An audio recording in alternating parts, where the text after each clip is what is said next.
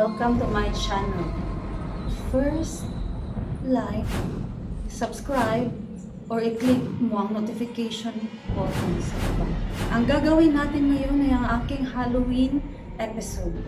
Ang pag-uusapan natin ngayong gabi ay ang 5 pinakamalalang aparato ng pagpapahirap noong unang panahon.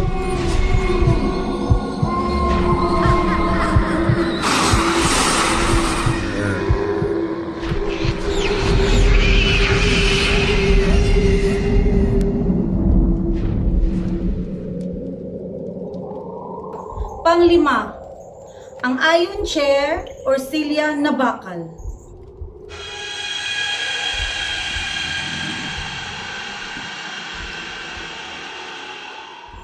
Ang iron chair o silya na bakal ay nagsimula sa Middle Age Europe, pero ginagawa ito sa iba't ibang sulok ng mundo sa iba't ibang mga pamamaraan.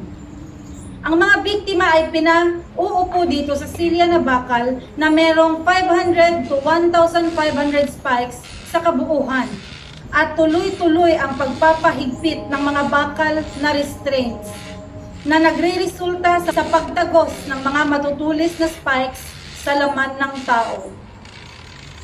Ang malaimpernong torture na ito ay maaaring magtagal ng maraming oras, minsan araw.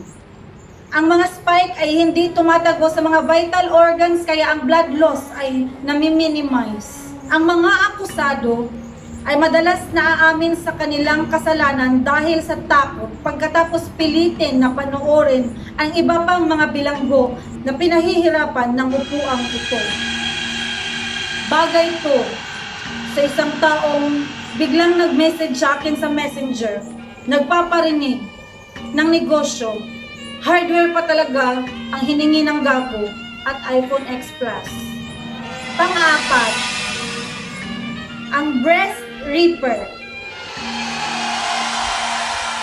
Ang breast reaper or iron spider ay isang torture instrument na kadalasang ginagamit para sa mga kababaihan na inakusahan ng pangangaliwa o di kaya self-made na paglaglag sa ipinagbubuntis na sanggol. Ginagamit din ito upang saktan ang mga kababaihan na inaakusahan ng paglapastangan sa Diyos o pangkukulang. Ang torture instrument na ito ay mayroong 4 na mga iron claws na ginagamit para sa mabagal at masakit na pagpunit ng mga suso. Ang instrumento ay nilalak sa isang dibdib ng babae. Minsan, ang dugo ay tumatalsik pa sa kanilang mga anak kapag ito ay nanonood habang pinahihirapan ang kanilang mga ina. Kung ang babae ay hindi namamatay, siya ay disfigured ng panghabang buhay. Mabuti na lang at abolish na itong torture na ito. Kung hindi, ang daming silikon na wasak araw-araw. Pangatlo, ang pair of anguish or choke pair.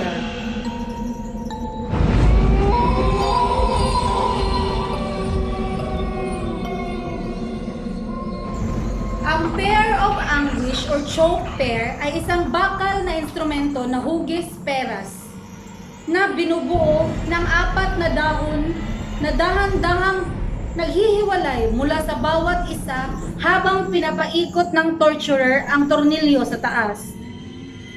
Ito ay ginagamit noong Middle Ages bilang isang paraan upang pahirapan ang mga kababaihan na inaakusahang nag-commit ng abortion. Ginagamit din ito upang parusahan ang mga sinungaling, mga naninirang puri at mga homosexuals. Ang aparato ay pinapasok sa ari ng mga bilanggo, vagina para sa mga kababaihan, anus para sa mga homosexual, habang sa bibig naman para sa mga sinungaling at mapanirang puri. Ang mabigat na tanong, hinuhugasan ba nila ang aparato bago ipasok sa bunganga ng mga sumusunod? Parang mas mabigat pa yata ang anguish ng mga sumusunod na gagamit. Number 2, the Iron Maiden.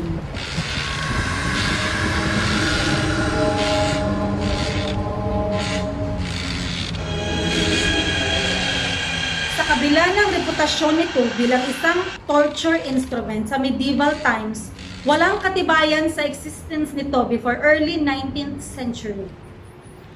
Ang paggamit ng Iron Maiden ay medyo simple lang. Mayroon itong dalawang pintuan na maaaring buksan at sarahan.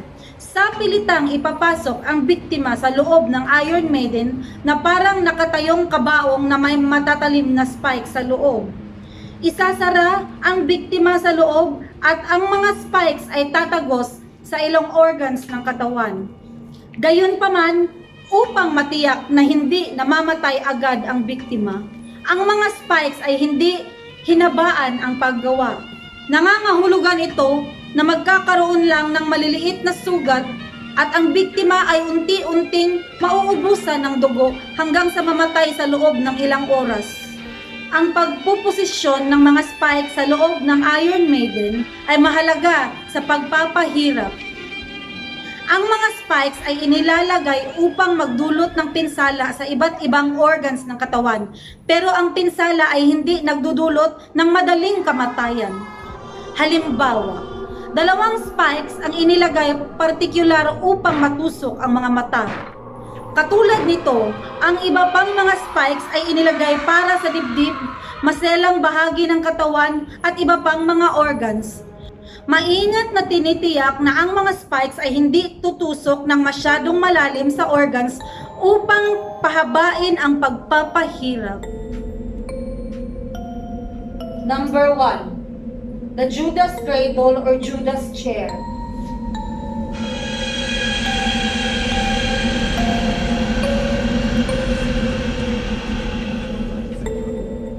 Gamit ang mga lubid, ang isang bilanggo ay ibababa sa itaas ng hugis pyramid na upuan na may matulis na point na unti-unting tutusok sa anus or vagina.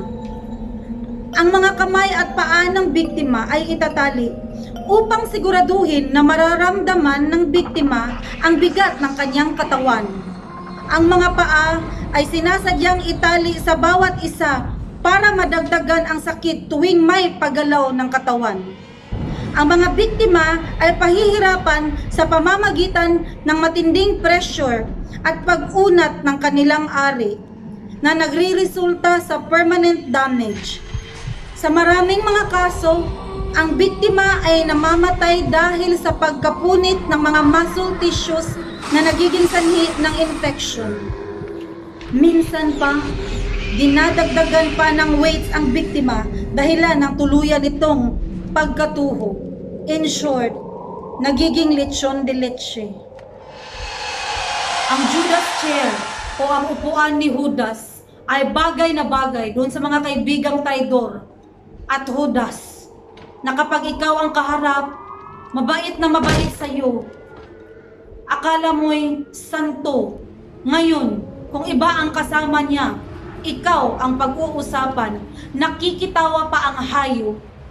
Dalawa ang mukha at walang utang na loob na kahit ilang beses mo nang ilibre sa KFC.